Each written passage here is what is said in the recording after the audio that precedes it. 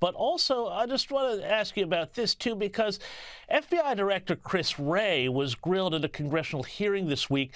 He refused to confirm whether or not he was aware that, in fact, an audio recording existed of Joe Biden discussing classified documents. Have a listen to this. Are you aware that there's an audio recording of Joe Biden saying to his ghostwriter in February of 2016, quote, "I just found all the classified stuff downstairs," end quote? Are you aware of that audio recording? Again, I would just respectfully refer you to the special counsel. No, I'm asking you, are you aware as director of the FBI? You're either aware or you're not. I'm aware. Am I aware of what now? Whether the audio exists of Joe Biden saying in February 2017, quote, "I just found all the classified stuff downstairs," end quote, to his ghostwriter. Again, I'm just going to refer to the special counsel and his testimony and his report. It sounds like you might be aware of it then. George, your reaction to another one of these so-called letter agencies essentially trying to cover for Joe Biden and for the Democrats?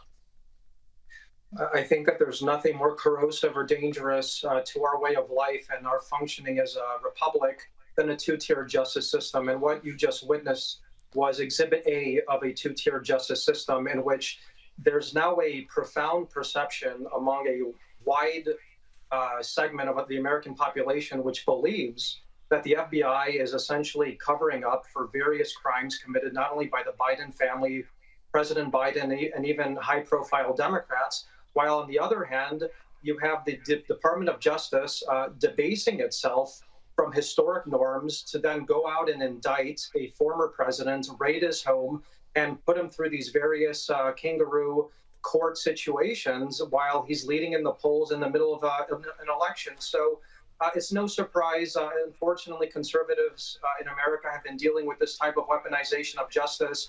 It's certainly something that moving forward, Donald Trump is going to certainly have to address, especially regarding his cabinet picks. And that's why I think his attorney general, who he's considering for FBI director, CIA director, are probably more important than his vice president at this point. George Papadopoulos, we're going to have to leave it there. Thank you so much for your time this evening on the U.S. Report. Now, we'll be back in a moment with Only in America. But first, you want to see the next 8 months of the Trump campaign boiled down into 45 seconds? I knew you did. Here's the man himself laying down the lines he hoped will win him the presidency again. They see how bad, how pathetic Biden's been. He's the worst president in the history of our country. He's corrupt. He's incompetent.